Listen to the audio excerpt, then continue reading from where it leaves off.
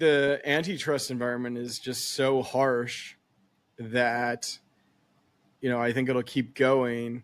I almost wonder, will investors put in terms to try and make it difficult? Like it seems like with Inflection and Adept, investors are basically getting their money back, and maybe given how those companies were doing, getting your money back is a pretty good deal. And so maybe investors are happy about it, but it's definitely sort of a dangerous situation for startup world.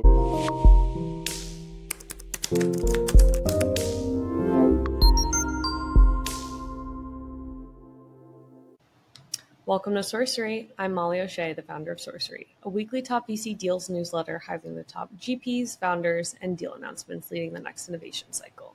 Today, we have Eric Newcomer, founder of Newcomer, a deeply reported newsletter on the inner workings of the startup and venture capital industry. We discuss the current state of the AI markets, the outlook for 2024 and beyond, as well as covering all of his Cerebral Valley Summits to date.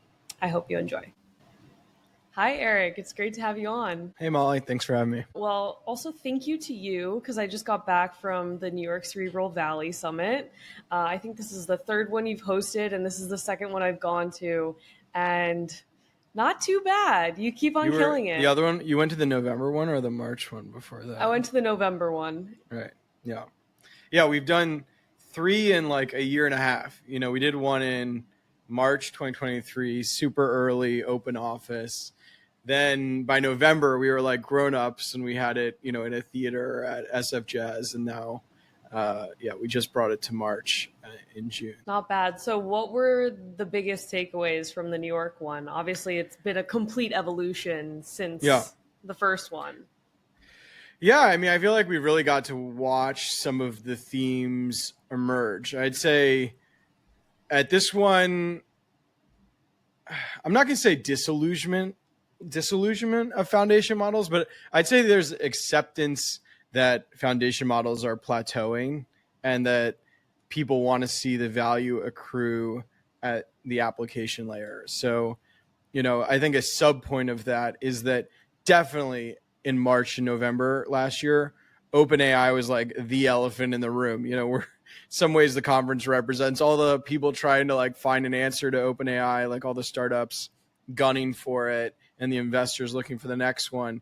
And so in March and November, it really felt like OpenAI loomed large. And certainly I was a voice for like, is OpenAI just going to eat your lunch in everything you want to do? And like being a ChatGPT wrapper was sort of the ultimate insult last year. I think this year there's much more excitement about find a product. The models are pretty smart as they are. Pat Grady at Sequoia, I think, articulated a lot of the big themes. And I think he really presented this as sort of like a harvest moment where people should make the best of already pretty intelligent AI. I think the core theme was sort of build applications out of the foundation models exist today, and don't wait for OpenAI to pull sort of another, rabbit out of a hat. What was the main impetus behind all of that? Like why the shift to applications? I think one, just sort of the belief that the technology is there. I think literally like yesterday or today, Google put out a paper talking about how they want to you need to really build like frameworks around large language models when you're judging them, because they're quite capable if you sort of like put them in the correct settings.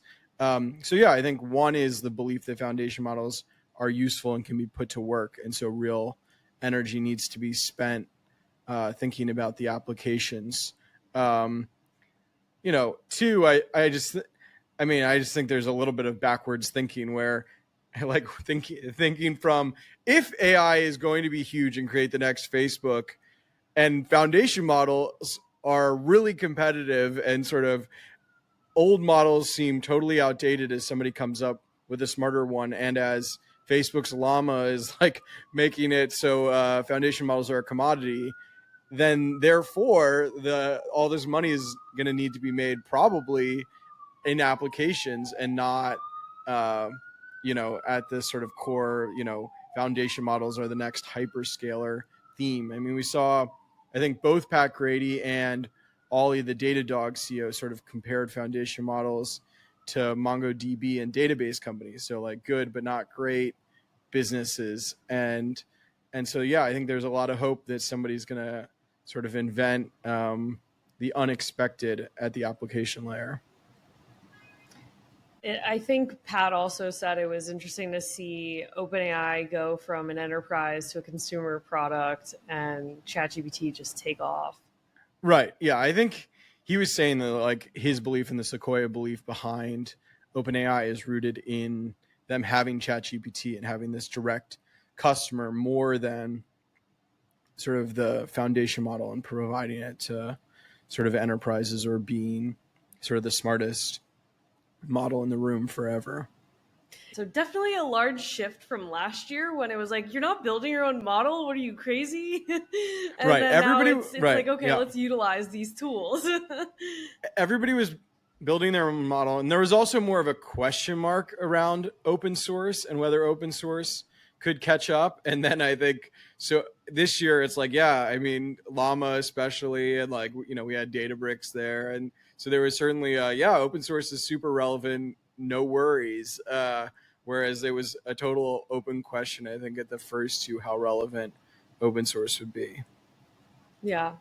Were there any other like buckets of themes that you saw throughout the talks of this recent summit? I mean, we had, you know, the sort of creativity theme. I surveyed on the first panel with 3 VCs what companies they were most bullish about outside of their portfolio. And I think 2 of them said Mikey Schulman's company, Suno, who is speaking later. And we did not tee that up, but as a conference organizer, nothing you want more than the people in the first panel saying, oh, the most important company is coming on stage later. So I do think Suno, you know, really feels amazing. You're creating songs. It feels like something new. It's like, I mean, Mikey was sort of making the pitch on stage that, you know, you're going to get much more sort of consumption of music. You know, you're going to level up sort of the Spotify type experience by allowing people to really make it more of a video game and actually build songs themselves. So I think that was super interesting in like, you know, creativity overall and sort of where the value accrues and, you know, the generative piece of generative AI is going to shape all these creative professions. So I'd say that was a big bucket. And then, I mean, I think there's always and still sort of NVIDIA and like how much sort of like the metal sort of decides everything here, and like the scramble to get GPUs is super important still on people's minds. I mean, we had like Lambda and Modal trying to like optimize people's use of these GPUs. So yeah, I mean, there's so much going on, but I would say, you know, applications, sort of figuring out creativity and sort of how these companies sort of coexist with creatives today, and then yeah, I don't know, making it all work on the metal. Do you anything you think I'm missing, or was there a theme that you sort of took away? I mean, I think like there's always the debate of open source, and I think maybe this was like even crazier at the last summit, like the one in November, because we had Vinod talking and then we had Reid Hoffman talking, and they were all Right. kind of debating the open source of AI and whether or not these models should be accessible. And I, you know, that was a little bit more muted at this one, which was interesting. But I think this one ended up sort of having an even more pragmatic vibe. Like I feel generally, you know, it's an event for startup founders and investors primarily. So there isn't as much soul searching of like, should we build this or whatever, you know, it's very like practical. I think people aren't worried about AGI particularly because it's like, I don't know, there are a lot of small problems to solve before we get there. But yeah, I agree. In the November event, we had that sort of contrast between Reid Hoffman and Vinod Khosla, and then Mustafa, who's now at Microsoft. Vinod's position is anti-open source because of the national security threat. He's a big investor in OpenAI, the first venture investor. I don't know. I don't think his position represents a lot of people, particularly where to be sort of totally closed source, and it doesn't seem likely to win out to me. But It's just like, it's kind of interesting to see the undercurrent of that, like reflecting back over time, even in the 1.5 year time frame of like how much hype there was and anxiety and like pure passion debates. And now, to your point, we are in like the pragmatic cycle of, okay, now we're going to the application layer, and we know how to utilize these tools, and we're going to start to really enhance our businesses with it. So like, let's actually like use our money and our resources in like the most efficient way possible, and make sure that people are trained, they're up to date, that we're totally. fully like emphasizing everything that's there. Well, I think whenever there's a big leapfrog in sort of the intelligence, people are like, oh my God, like what's going to happen? You extrapolate out a ton of growth. And then now that we're in this period where it hasn't been sort of as insane in terms of like technological improvements, I think this sort of perceived, like exponential curve that we're riding has sort of flattened a little bit. So people are more interested in sort of practical things today. I have one more theme I sort of forgot about, but I do think, especially because it was in New York and you have a lot of sort of established businesses.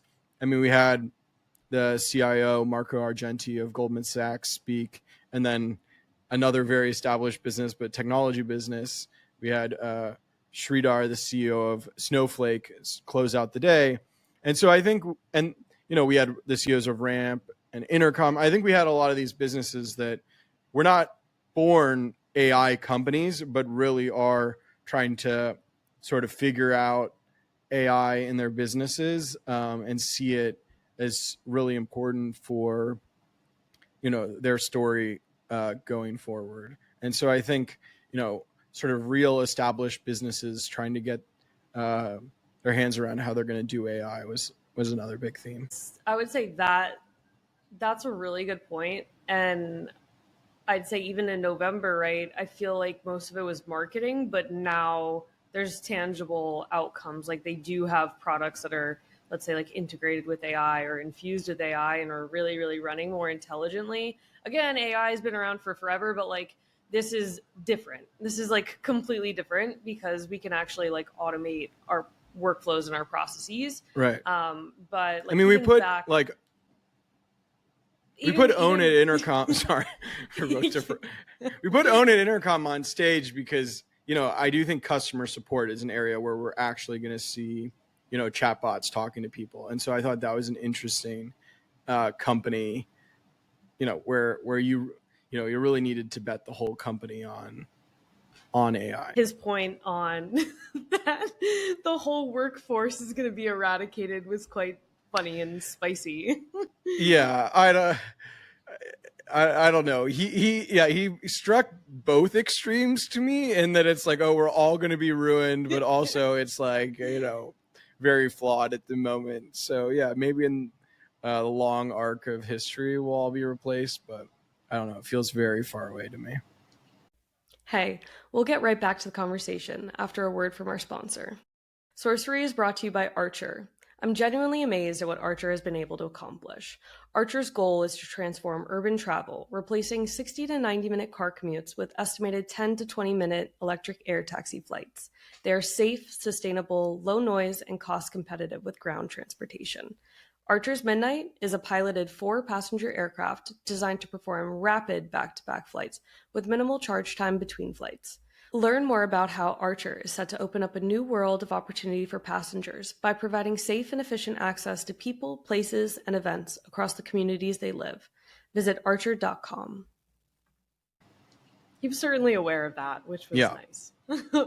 But I would say like in November, you had the Salesforce CEO of AI attend, and you had Writer.ai there, and all of these companies that were really like going forward. They were putting their first foot out and trying this new way to market their businesses, and it kind of demonstrated what taking that step early on really does have an impact on your business. And then you do become known as a market leader, even if it's early on in marketing, but like you do have to put effort behind the actual, I don't know, let's say like propaganda and stuff. But I don't know if you're reporting on this every day, every week. So like, have you started to see real kind of outcomes with what's been marketed over the last year and who's actually leading? Like who has, like a real pulse on creating capture of market? Well, I mean, I think one thing I'd say from the event is it was interesting with Marco at Goldman Sachs that, they just launched like this platform for foundation models so that they can use the best one for every case. We're going to have small models here, big models there. So one, I mean, it's interesting that, they're clearly not letting any one company sort of have a stranglehold with them. It's like the whole sort of polycloud thing with AWS, Microsoft. So I thought that was interesting. And then the other point was that even though Goldman is so clearly leaning super hard into AI and so really saying, okay, we're sophisticated about this, Marco did say that they hadn't really made any better trades because of LLMs and current technology. Like they were trying, and that maybe it was close to parity, but it didn't sound, there wasn't sort of the bravado of like, foundation models are leading us to whole new investment strategies. So that felt a ways away. I mean, I do think even in the Goldman case, like many other people, it seems like the use case people are most bullish about is like code assistance and, coders getting sort of, support from these autopilot and assistant programs. And there's certainly a lot of competition there. So I definitely took away overall that just from talking to everybody, I'm most bullish on coding as an actual application. Not necessarily most bullish on sort of the market size of that, but just as that being something that's like useful to people in the near term. It's interesting also to the point on coding, like it's easier because it's like, zeros and ones. But when I was doing some research on synthetic data, I was listening to every podcast imaginable that people have used or have tried to work with synthetic data. And I've talked to people about it because there is a cap to the data that we have access to. And there's lots of unstructured data out there that's not good. But in terms of the use of actual synthetic data and code training with these models, it's like really like that's where I found was the best use case. And I believe it was particularly with a podcast with the Poolside AI founder, and he was talking about this. Look, I don't know if it's like still accurate because it's been a couple of months and things move so fast. Right. But I've started to see that catch like the most amount of traction, at least like on the investment and like product side. So I guess like in terms of the state of the tech markets, how do you see this evolving in the next, quarter? We're in the nice trough of summer, and so some people are kind of taking their foot off the gas, but some people are getting ready for the fall. I mean, Q2 was pretty active in AI. I mean, there were big deals. I think XAI, Elon's AI company, probably drove some of that, but I think we're going to find Q2 to be super, super active. I mean, I think the numbers are always weird because the foundation model investment dollars, were so large. And if that slows and isn't supported as much by hyperscalers, and if, they already have the money they need, then it might look smaller sort of in the next couple of months, even if I do think there's going to be super active investment in applications and infrastructure in AI. So I think things are going strong, but there's disillusionment from investors in foundation models. It's a little bit lagged, but I think in this particular summit, it was really fun because you had these breakout groups. And so we were able to, break out into groups of like 10, 12 people. And there was a moderator, someone who came in with questions and themes and that kind of thing. And I joined Grace Isford from Lux. She's a partner at Lux. And we talked about AI agents. And she really wanted to ask, like, okay, what is the largest scale AI agent that you've seen put to work? And I didn't get to see all of them, so I'm actually super interested to hear how the conversation went. Yeah, you have the videos. Come on. well, we didn't record all the sessions, but I think hers we did a video about it. Yeah, it was good. I could feel the camera on me like half the time, but not because I'm interesting, just because there was a camera there. Okay, so but that conversation was cool. It was a mix of founders. It was a mix of investors. Turned out a little bit inconclusive. We're still too early. Right. But there were like use cases within like service chatbots and like that kind of thing. But no one has really seen a mass scale AI agent put to work yet. Right. There were some really interesting companies in the mix, and we got to hear from things. But like it was again, like we're in like one of these like hype and then delay because everyone's working kind of modes. And the data is being trained. People are creating new models or making it more efficient. But to your point of like, I'd say like the largest splashes in this space have really just kind of been funding announcements so far. Like we've seen stuff in terms of incremental chats and some really beautiful creation products, but within the enterprise, I feel like it's still pretty early. I mean, tech is obviously ruled by hype cycles and boom and bust cycles. I mean, the nightmare to me would be that this is like crypto, where you see tons of infrastructure investment and then the applications sort of don't emerge. And then you're like, oh, why do we build out all this stuff for a sector that, you don't need all these sophisticated sort of second order NFT companies if NFTs themselves aren't going to hold on. I mean, I didn't build a crypto conference. I built an AI conference. I'm much more bullish about large language models. I think part of what got everybody excited in the first place is you can see ChatGPT. It is pretty amazing. You can see some of the videos that get created. You can play with Suno. Like, I still think they need to level up some, but you can see sort of the promise much more, and it feels like a real technological change. I think, a big challenge for all these companies is just, it's not mobile, right? There isn't this new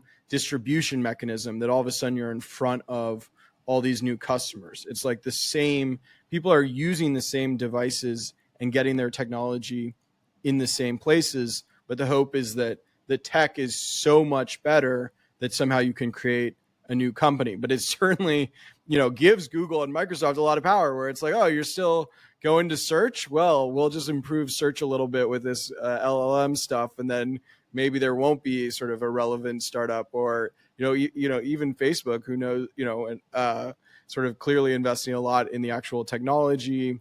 And then, Apple's striking these partnerships where they're clearly at the driver's seat. So I think, we still live in this world where the big tech companies have such huge advantages of distribution that the question will be like, are the startups, innovative enough and new enough that they can overcome sort of that huge gap in distribution?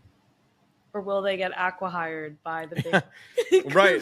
Yeah, I know. Literally, the inflection and adept deals are definitely on my mind, and sort of the idea that super valuable companies are getting their exec teams and everybody are getting hired away. Do you have any predictions on that? Do you think that's going to occur more or less? Yeah, I mean, I think the antitrust environment is just so harsh that, I think it'll keep going. I almost wonder, will investors put in terms to try and make it difficult? Like it seems like with inflection and adept, investors are basically getting their money back, and maybe given how those companies were doing, getting your money back is a pretty good deal. And so maybe investors are happy about it, but it's definitely sort of a dangerous situation for startup world, where executives can go get like sweet jobs at big tech companies, get a good salary, and sort of forget about this startup that they just promised everybody in the world, all their investors was going to change the world. So it's definitely sort of not how the model is supposed to work, but it is, I think, an outcome of, a brutal antitrust review world.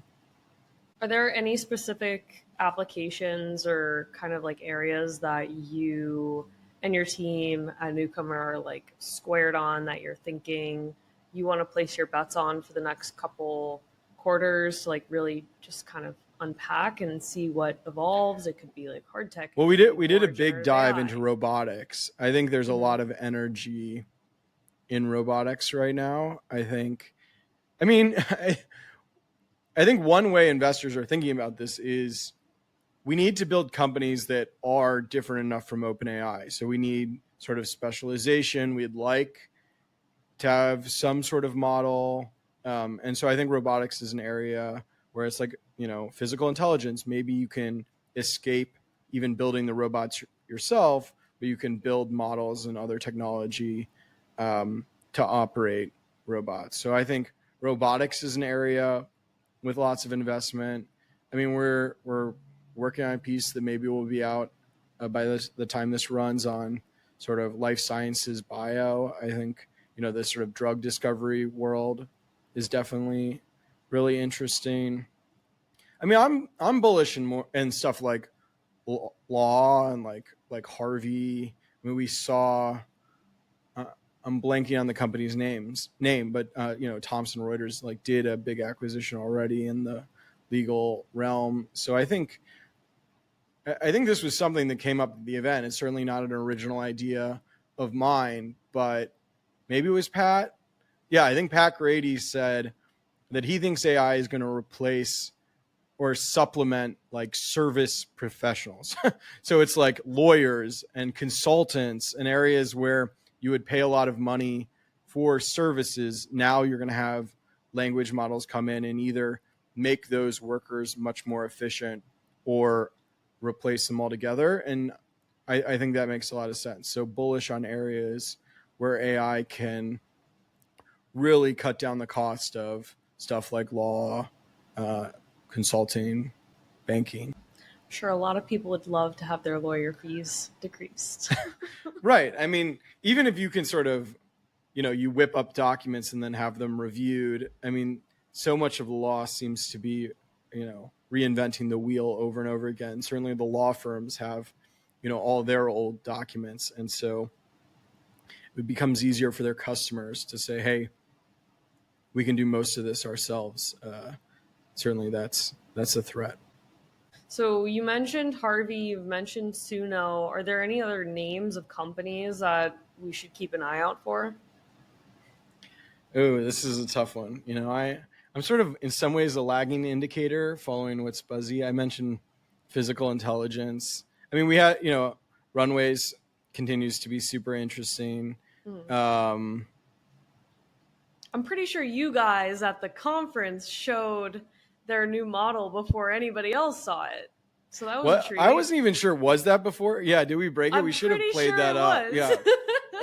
You kind of broke it. I know it got released into the public 2 days or whatever after. Yeah. So nice. Yeah. Great. Love it. Yeah. I mean, I think the video creation companies generally are really interesting. Yeah. I don't have a long list at the moment. Okay. Well, if you think of any, we will add it to the notes. Because you are the oracle of technology news. So don't forget that. I talk to smart people and steal their ideas professionally. I'm not, I don't see, I'm not making investments. I'm trying to sort of track where the best investors are looking. So in some ways I'm going to say, oh, well, we're the hot seed rounds. I mean, I am most excited for cool consumer use cases, and it's still to come, I think, clearly. I mean, clearly you pull out ridiculous lists of individuals to come and speak at every one of your summits, and hopefully I can continue to come to them. Because every time I walk away and I'm like, how did I just get access front row to this conversation? Yeah. But so given that, like every single one was very well curated of having, the voice of reason or someone who is like super influential in a certain category. Are there any particular individuals that, you haven't had at the summit that you would want to have on the summit? Sam Altman made an appearance at our speaker dinner in November, but I have not had him on stage. That would certainly be fun. I wrote a somewhat fairly skeptical Sam Altman essay column during his ouster, so I don't know if I'm necessarily their friend number one. I sort of want a mod at Stability to come back. I mean, obviously, Stability has been in crisis, but Cerebral Valley won. He was certainly the interview that everybody was at their edge of their seats. It was a big question mark as to him and his background, and we certainly had sort of a feisty, lively conversation. And coming out of it, I talked to various founders off the record. I was like, "What do you think of him?" And some were like, "He's a genius. He's going to change the world," and others were like, "He's a huckster," and certainly, but it would still be fun to hear from him, sort of after the whole experience. Dario at Anthropic, is certainly top of my list. And then, I mean, we like sort of the big strategic players. So, Jensen, I think getting into the, my network is super deep in startups and VC. So I feel like we had Ali at Databricks speak at both literally our first one in March when we were like nobody. And then in November, and that's been key to the brand, but I'd written a bunch about Databricks. I'd scooped a bunch of their rounds, so I think Ali was sort of like intrigued by the whole thing. So anyway, my point is just that I feel like we've done really well and have good relationships with private companies, and so I'm trying to crack the public companies certainly. And Snowflake, I think, was a big move there. We had someone from a senior researcher from Meta, Datadog CEO, but I certainly want to hear a little bit more from the juggernauts, even as we keep our focus on people building what's next. It's hard to get to those people because then their media training really comes through, and they might not share everything. But I feel right. Like I mean, we certainly want. I thought Sridhar. I mean, you correct me if you disagree. I think he was pretty open for like a public company CEO. I don't know. I thought it was like a fun conversation. I was a little worried, like, oh, last conversation of the day, is he going to be super guarded? But I thought it was fairly forthcoming. Tell me if I you agree. think I agree. Yeah. I think he was great. He actually like shared a lot. And I poked him about Databricks a little bit. Months. Yeah, exactly. Yeah. I asked him about the CEO switch, and then I did ask him about AGI at the end. So we had a pretty lively conversation. I think he dissed Databricks a little bit. Yeah. Okay, so maybe my public CEO generalization is not entirely accurate because you just disproved. No, you're right. But I'm being defensive. I'm saying no. There's a chance, Yeah. But yeah, I mean, I think a key thing, honestly, in sort of conference organizing is just to sell the conference. Obviously, you want like these great names, but then on the day of the conference, people actually want a great conversation, and I think the big names can be overrated. So there's always this give and take of, oh my God, you have so-and-so versus, we should talk about it. I thought, what's the guy at Databricks? What's his name? Jonathan Frankel. Yeah. It was, I never met him. Like, credit to John Turo at Madrona, who put together that panel, got Jonathan Frankel there. He was like a firecracker. He was like the spiciest guy of the day, and not like one of the headline names we were, selling the event around, but I thought he was amazing. So certainly you want, people who are going to sort of speak their mind. Agreed on that. He was my favorite conversation because you get these like three very technical individuals talking about open source AI, and he is like drilling down on everyone. And it was unexpected. He was very transparent that he thought, he's like, I'm a Databricks shareholder and I'm doing this for Databricks. It's not some like benevolent sort of act. He sort of went against the open source sort of, I don't know, religion and said, oh, maybe there are some things we shouldn't release because it's sort of dangerous in open source. He wasn't calling for regulation, but some sort of self-policing.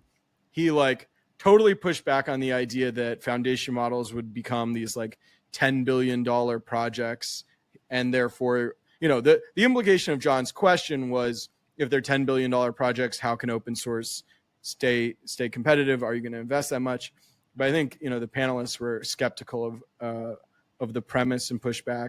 I also thought Jonathan sort of, put some heat on Llama on stage just about what are their plans. And, certainly we didn't get a complete answer. I don't think we know whether, the next Llama will be open source or what Facebook's plan here is. But I'd love to have Mark Zuckerberg come and talk about it, or Chris Cox or another one of their leaders. Because I do think Llama is increasingly like an elephant in the room, and certainly, all the companies on the application layer who are building anything but a foundation model are thrilled that, Meta is doing everything they can to undercut the OpenAI pricing and, the cost of using foundation models. Hopefully we can get you Mark Zuckerberg. Yeah.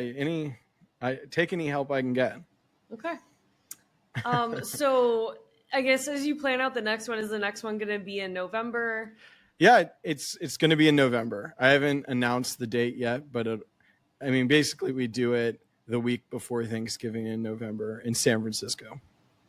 That was a really good one. I will definitely try to make it. Yeah, we'd love to have you.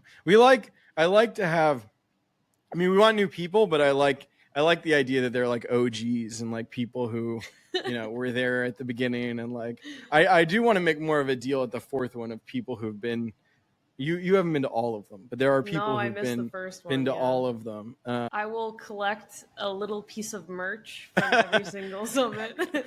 You have the hat. Like people collect their Taylor Swift bands. I know. I went. Hat. Great. I went to somebody's office who had like our last hat, out on their desk. That's honestly when you've made it, when you're like a status symbol. Yeah, I was thrilled. It's good. Yeah, it's good. It's good content. They're very intimate settings. Like the speakers are actually like walking around and people are talking with them afterwards. Like, it's a very high quality summit. I've spoken about it many times in Sorcery. So I will continue to emphasize that. I appreciate it. So I guess to switch gears now that we're kind of wrapping up, you have reported over the last month, a little bit more of like an undercurrent of this like VC downturn. I'm really curious. I think Madeline might have written the piece. But so like, where are we at in terms of like the fund cycles? Emerging managers are kind of still trying to raise their funds. Right. And it's all really.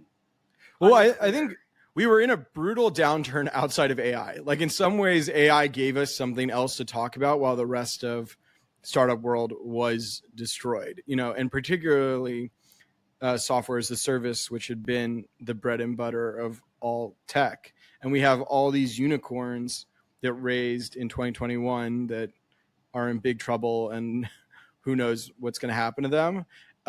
So I think there's been this bad downturn that AI somewhat helped cover over, but not totally. I think the other big theme is that LPs have flocked to safety, or like to these sort of mega funds with, Andreessen raising a ton of money, General Catalyst, Lightspeed, Sequoia, they're an NEA, they're these big funds. And I think it's really been hard for emerging managers. And I think especially if you raised a fund, if your first fund invests a lot in 2021, not the first person to say this, that's brutal. It seems like the fair thing would be you get judged relative to the vintage, but at the end of the day, people want returns. They want to see that you've exited stuff, and these big funds, even if they're spraying and praying, have exits that they can point to. And then they compare it to the public markets, and they're like, well, why would we invest here when we can put it into large caps that are concentrated to 10 companies, Right. which also is not particularly Right. ideal. Yeah. I mean, I think Dan Primack and Axios had something about, isn't like the Yale model dead or so, just this idea that all the endowments would go super huge into venture, I think is more of an open question. On the other hand, it feels like there's endless sovereign wealth money. And so, whenever there's like, all the smart money or whatever is a little bit more apprehensive about venture, there's other money to come in. But long term, I think I'm still super bullish on venture capital. It obviously has ebbs and flows. And I would rather be an LP putting money in a fund today than one putting money in a fund that was going to invest in 2021. So, it's always hard to be, counter-cyclical, but, the best LPs are. I think I posted this in like the last sorcery, but probably one of the best conversations I've listened to in a while was on the Liquidity This Week in Startups podcast with David Weisberg. And he interviewed someone at Sequoia and someone at the Hewlett, what was it? I think it's like the Hewlett Foundation. And she just explained it so well. She's an LP. She's like, look, we invest into innovation. We invest into this category because we invest into innovation, and that's the future. And that's why VC exists. And just simplified it down to that. And I thought that was perfect. That was great. She's defending the category in general and not calling out all the little details of cycles, right? Like, look, like at the end of the day, we're investing in innovation, and whatever shape it, shifts to is always random. We get caught with things left and right and shiny objects, but at the end of the day, like you're investing into like the most talented individuals and hope that even through pivots, they create some really incredible technology and products. Yeah, but just to be annoying, I mean, prices still matter. And, there's innovation in public tech companies. And as you were sort of alluding to before, at some point, there needs to be a reconciliation between the two. And if all your private managers are just marking up their returns and not providing actual exits, maybe you go, to the liquid environment of the public markets. So, competition makes it all work. And so yeah, certainly there's a lot of innovation in private startups, but needs to be at desirable prices for investors. I agree with that. I'm very all for concentrated, like disciplined investments. So Right. just so that's clear, I don't believe in any of these 100x multiples. I think that's crazy. You need to return dollars back. But Right. it's hopefully some returns come back through these vintages. Yeah. As wild of a markup that they had, hopefully there are some like great I mean, we do. I mean, we're in like an IPO crisis at the moment. They're just, it's really bad. And if antitrust is a barrier to M&A, and there are no IPOs, then private companies certainly will continue to look worse and worse. So yeah, people can say they want to bet on innovation, but innovation has to be able to show that it can exit. Okay, so as we close it out, what are you most excited for this year?